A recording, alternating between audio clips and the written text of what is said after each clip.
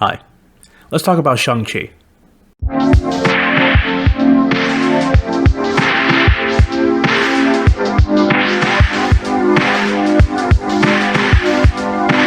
Musical styles are still a very important form of communication for our young people.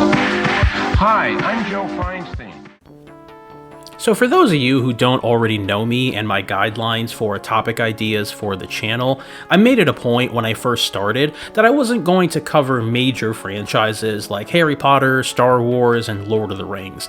Mostly because I believe there's only so much a person wants to be in an echo chamber, and there are 100 channels who have already covered that kind of content, A, faster, and B, in far better quality than I can ever hope to. This rule also extends to the MCU. As massive of a fan as I am, I can never compete with the likes of New Rockstars, Screen Crush, or Nando V movies. But with Shang-Chi coming out a few months ago, it really made me re-examine that rule. Because the film hit me so hard, my very first thought when the credits rolled past Yes! Oh my gosh! Oh my god! Was, holy shit, I need to talk about this. The film was written and directed by Destin Daniel Cretton, who was most known to his fanbase for his prior series of short films that he wrote and starred in, but who I know as the guy who did the Switchfoot documentary, just because I really like Switchfoot. It was also written by Dave Callaham, who is probably most known for his work in the Expendables franchise. The big lineup for the film was, and please forgive me because I might get at least one or two of these pronunciations wrong, Simu Liu from Blood and Water and Kim's Convenience, veteran actor Tony Leung, who I mostly remember from Hero and Ip Man, Awkwafina from The Dark Crystal and her own show, Nora from Queens, Ben Kingsley from Schindler's List and Shutter Island, Michelle Yeoh from Crouching Tiger, Hidden Dragon and Star Trek Discovery, and in her incredible silver screen debut is Meng'er Zhang.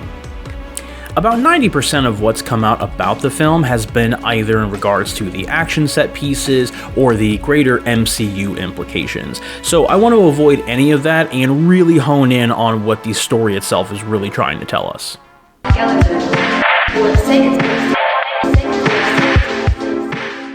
Behind all the spin kicks and mystic powers, the film at its core is about a family dealing with loss, grief, and miscommunication. The father, daughter, and son are all dealing with losing the biggest thing that tied them all together, which was their mother. Wenwu spent 1,000 years doing nothing but battle and controlling world events from the shadows, and when he finally meets Li, he finds a true equal both mentally and physically. As a result, he renounces his old ways, gives up his immense power, and chooses to learn how to be a good person. In the little time we do get in the kids' flashbacks, we see just how much they looked up to their mother and the kindness in her wisdom. But once Wenwu's past comes back to haunt him and Li is killed, spoilers, he absolutely loses it and blames himself. And while yes, he is pretty spot on in that initial guilt, he allows that guilt and rage to utterly take him over and he goes right back to his conqueror ways, even roping in his children under the horrible guise of making things right.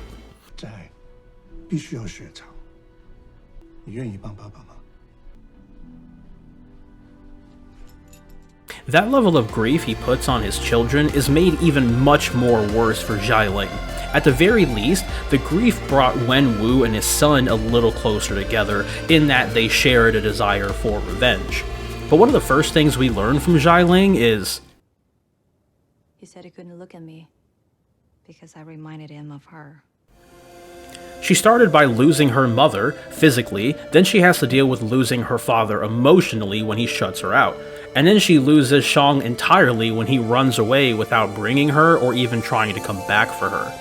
So it's absolutely no wonder that when she sees him again, she does not hold back and proceeds to kick the shit out of him, which, if we're honest, he does kinda deserve. And before we go on to the other characters in detail, I do want to focus on Xialing a bit more, because she has one of my favorite emotional growth moments in all of the MCU. Just after we meet her and she tells us her side of the past, she seemingly leaves Katie and Shang behind to be captured when the 10 Rings show up. And while Katie and Shang are trying to escape the arena building by getting down the scaffolding, Katie falls only for Xialing to show up and save her.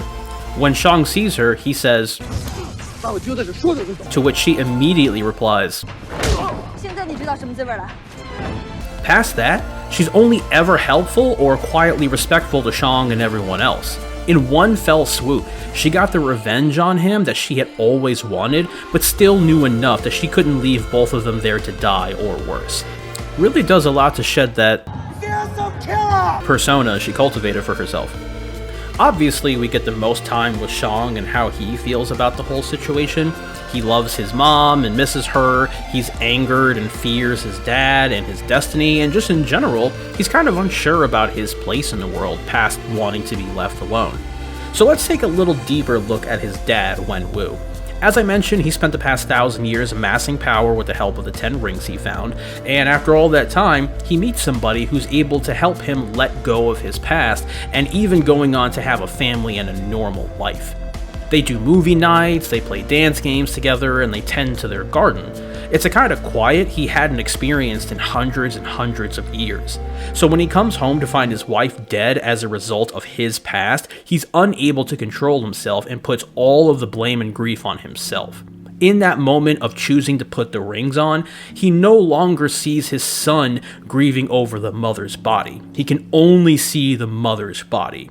And it's only after he takes his first new set of lives that he asks Shang to help him. And even then, that's the absolute last thing you should be involving your children in. But the moment she dies is the moment he can no longer think straight.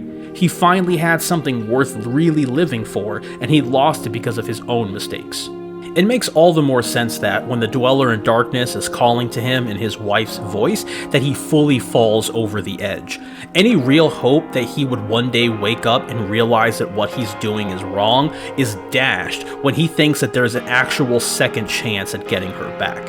I mean, even their aunt Ying Nan, who had never even actually met the kids before, shows them infinitely more love and welcoming than their father, who fucking raised them. Nan never actually had any sort of guilt or despair. She only kept the love for her sister and the children in her heart and did her best day by day. By contrast, their father took a first-class flight to Sad Town and decided to stay and run for mayor. In my opinion, this was one of the best looks at family we've gotten in the entire MCU. And yes, I say that even having watched Hawkeye and the Ant-Man films. You can fight me any day of the week on that. But seriously, there are a lot of other things to really praise the film about, and I could probably talk your ear off for another hour or two, so I might actually just wrap things up here and let you get about your day. Well, we do that. Or... Come on now, you think I can actually wrap this up without talking about one of the greatest best friends ever? Wrong! Katie is an absolute treasure for several reasons, not even counting the great driving or the heightened ability to go with the flow. Mainly, it's her devotion to being a good friend. We get very little of her own personal life and views, but the one thing that's made abundantly clear is that both at home and with some of her other friends, she is constantly being looked down on for her life choices, despite the fact that she's doing her best. But Shang never does that to her, and likewise, she never pushes him to be anything more than who he wants to be. She's never pried about his past, she didn't scold or look down on him when she found out that he left his sister behind, or when she finds out that he actually killed the dude. She offers to fly around the country with him and the world to confront his personal issues, even after said issues nearly cost her her life. And most importantly, in my opinion, is her respecting his choices, regardless of what they are. When they sit and talk by the water at night before the battle, Shang tells her that he set his mind to killing his dad, and she doesn't even try to talk him out of it. She recognizes that regardless of the outcome, it's Shang's choice to make. And just so I say it for the record, they also have one of the best blossoming romances in the entire franchise as well. It felt so natural and obvious, and it just made the ending work that much more. Okay, so that's for real me done gushing about the movie now. I really appreciate you all watching. Like and subscribe if you haven't already. I'm going to go ahead and wrap this up so I can start working on the next episode. Or... Welcome to the Hotel California! Such a lovely place! Such a lovely place! Such a lovely place! But I'm curious, what do you think?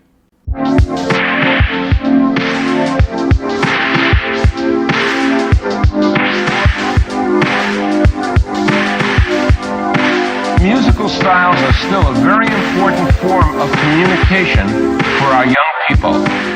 Hi, I'm Joe Feinstein.